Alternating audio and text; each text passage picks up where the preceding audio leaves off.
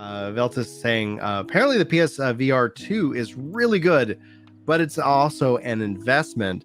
And so, in that regards, when we start talking about like consoles, regardless, like VR in and of itself is something that continues to struggle. I saw some reports recently from the industry that like VR isn't being adopted, it isn't growing.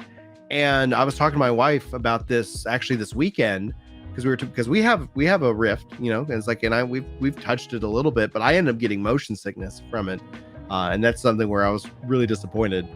When I was growing up, I don't know if I ever told you the story, Chris, but when Super Mario 64 came out, that's when my dad stopped playing video games. Like he was like getting vertigo, and like it was just really messing with his like balance, and so he had to stop playing video games. He was able to handle 2D stuff. He'd take me to the arcades all the time. But once 3D Mario came out, that's when he was like, I guess that's kind of what I'm done with video games. And I've always wondered if that would be a moment in my life where that happened, and VR was that. Like I was trying to play some VR, and after about like 20-30 minutes, I was like, I'm done. Like this is not for me a long gaming session, even though like I'm rooting for it to be successful. PlayStation is somebody who's a company that goes away. What you're talking about is a hardware limitation. Oh yeah. Most of people's vertigo and stuff is caused by the frame rates that are required to remove vertigo vary by person. Mm-hmm. And there is a theoretical frame rate limit where vertigo goes away for the vast majority of the population. In like a lot of the just straight sickness. That doesn't mean it would feel good to see like, roller coaster type games. But if you're somebody who doesn't get motion sickness on like when you're like inside a boat, or you're inside a car, or you're inside a plane, like if you don't have like a natural inner ear thing that's causing that, and like for some reason VR is the first time you've ever experienced that, as frame rate rises, as some of these hardware components increase, that should go away for some of those people. Cloud RDS points this out. It says VR headsets are obviously an investment, and it's a classic bad situation that you need games to make it worth it, and you need people to get the VR platform to make developing games economically viable. Where do you fall right now with the state of VR? I mean, the PlayStation one's been really well reviewed from everywhere that I looked at a couple spots and people seemed really happy with it. And then I turned right back around and saw articles where they said it undersold so much it was getting discounted. So like I think you have an issue of like, if it's not wide scale adopted, they know that if there's not enough out there, that's how you ended up with the PS3 being sold at a loss on launch, because you have to get adoption first. You have to hit that critical mass, whatever that critical mass may be. So like, I don't know. I mean, there is an element of like meritocracy where if something's not good enough, it won't make it. And that seems right. But there's also things that if you build a system that requires a minimum number of entries and you don't get there, then we never really got a chance to evaluate it.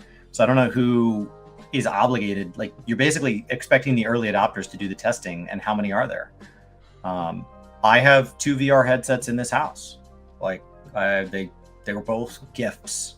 So I've never bought VR. I have 2 VRs. The only time I've ever felt sick was when I was in Elite Dangerous and the power was removed from my ship and I was hurling through space rapidly while tumbling with no control over my systems. And it's in full VR, so you're just whoa. And that's the only other time like I just felt like a little queasiness in my stomach, and I was like, okay, well, that's the basis of that. But I didn't get like sick or anything. I just like, oh, that didn't feel good. And you immediately glance at like the rim of light along your cheek. You glance down and just kind of place your legs, and you're like, okay, I'm okay. So I don't get that illness. So am I supposed to be one of the ones that's like super pro VR? Because otherwise it won't get there. If it's a hardware component, what causes hardware development? Money. Mm-hmm. So what kind of investment, what kind of game do you think would be the draw? Because that's one of the things when it comes down to it, when we have those genres that really do bring in mass adoption, the shooters, the MMOs, things like that, those are being developed, but I just have not seen that must-play game. Like, and I haven't seen the avocation where it's like, stop everything you're doing and go figure out how to get this game, or something like that. I mean, Wii Sports and Wii Fit sold Wiis. There were lots of fun games to play on the Wii. Those 2 games sold Wiis. And they were both first party. They built the game that evangelized, that like my mom played it on a Wii that like a friend brought over who had in college, and my mom went out and bought a Wii.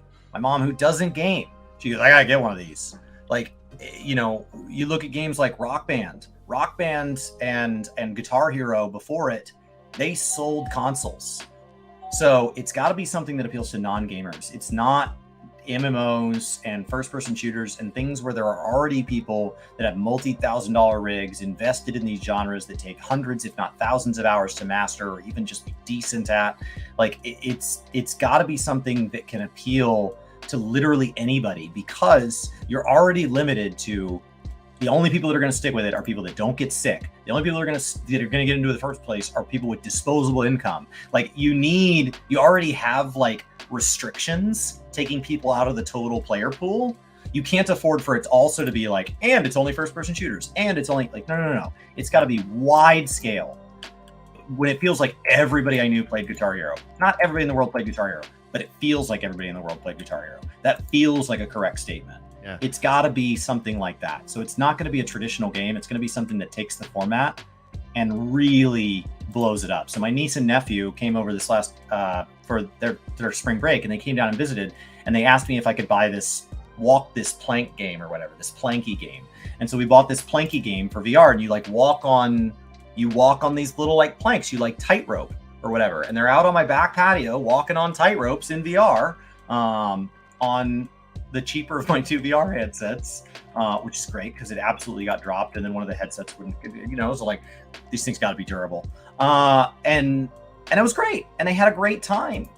So like it's got to be something that becomes so adoptable that like kids are talking about it, right? The easy to get, the kids like games. Yeah. And then that gets it to where like one of their parents tries it, and then one of their parents like, I'm gonna beat this stupid game, and then you get to that moment like where my mom said, I need a Wii. That's when you've hit critical mass.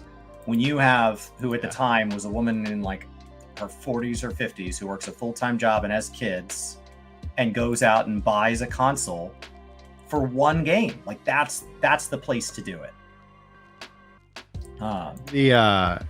I see chat Chili Demon saying Wii Sports Mario Kart type group play kind of game. Maybe Nintendo would be the one, if they ever decided to step into the space, could help draw that in, because you're telling me I could play Mario Kart in VR? Like, sign me up. I would absolutely, like, because of the problem that I've run into, and you're right about the frames, that could have been what was causing my discomfort. But like, if I can't have a gaming session that lasts more than 20 minutes, like the setup alone is like, what am I doing? Like, I'll log into New World, I'll log in, play Street Fighter, I'll log in, I'll like whatever is the path of least resistance, and right now VR presents a lot of resistance, because especially having those experiences and just like coming out of VR and like, I'm gonna go lay down for an hour, I feel awful. And I was like, this is this is probably where I get off the tech train. But like, I would definitely like re-up for like a Mario Kart style kind of gaming experience, because that could be really kind of cool visually, where it's also not the uncanny valley. I'm not expecting like to be stepping into like the most visually advanced, but it would be a beautiful world, especially after watching the Mario movie. It's like, give me more of that. So maybe Nintendo would be the one kind of to step in and kind of really do that level of mass adoption. It also may not be personal products that do it. Dance Dance Revolution first got its start in arcades and then came to the home version. So I went and did VR laser tag for my brother-in-law's birthday. And like, we literally went somewhere and they had these wireless VR headsets. We were just in like a big warehouse room, and we were like shooting zombies and stuff like that. And that way they can afford to buy the highest dollar headsets, maintain them, and it was able to add things that traditional laser tag can't do, right? Where there's zombies spawning and all this stuff, and the levels changing because you're in virtual, in real, and you could walk around. Like I covered, I covered 20 yards. So that way he was able to do things, as opposed to most people in their home, they're stuck in one of these circles. So they're stuck in a game where only their arms are moving. There was something really cool about physically walking through another space. So it may be that VR is not really first adopted by something like this. It's something that is much more of like a commercial level, where VR laser tag or something like that is the first thing to take off. My wife works in the construction industry, and in like when you talk about things like skyscrapers and stuff, VR has been there for years. Yeah. They do these virtual walkthroughs and all that. Oh, yeah. Because, like, Well, so that's, before you start building, it just that adds value. There's a lot of value in the non-gaming space for VR and even AR.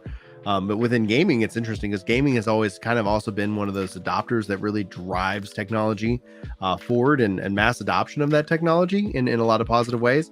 And to kind of that point, I could see them adding in VR to established games so that you have that as an additional experience where you're still playing the same game, as opposed to like you can only experience that. We've seen that with like Star Wars Squadrons, and so it's like, yeah, you can play this as just a regular game, or if you want to step into a VR. So maybe more and more hybrid approaches to these games could end up having some kind of value, but it requires a lot of design in that regards. Anyway, Chris, final thoughts before we wrap up today's show. No, I think that last point's a fair one. Like Elite Dangerous runs that way. I think it's hard to sell consoles. It's hard to sell the cost of consoles if your game runs just fine on the hardware you have now. So like my brother heard it was really cool that I played Elite Dangerous in VR, but he continued to not do it because why would you spend more money when you could just play it now? So it would be better if they designed a game that like takes advantage of the format and like to the point where it couldn't function. I don't mean like first party exclusive, like we just chose to only release it in VR. I mean like, no, there's something about this game that just isn't, it could not be done not in VR. Would be better. So I don't know what that is. I don't know what that looks like. I think when we talk about future technologies, when we talk about future games, it's really obvious in hindsight. Somebody's going to do something that just seems so intrinsically valuable that people can't help but do it. And they're going to be like, well, obviously, that right? Was it was obvious, but it's never obvious before. We didn't see games like World of Warcraft coming and making a genre like that so approachable. You know, we didn't see consoles coming in the late 80s. We didn't see things like, what phones can do now. Like it's obvious in hindsight. Yeah. I look forward to looking back and thinking we're idiots for in this conversation not talking about what ends up taking it by storm. Guys, that's going to wrap us up for today's show. We'll be back with you guys tomorrow as well. So keep sounding off. We've got lots to talk about, lots going on in gaming and lots more to come. So again, thank you so much for joining us live.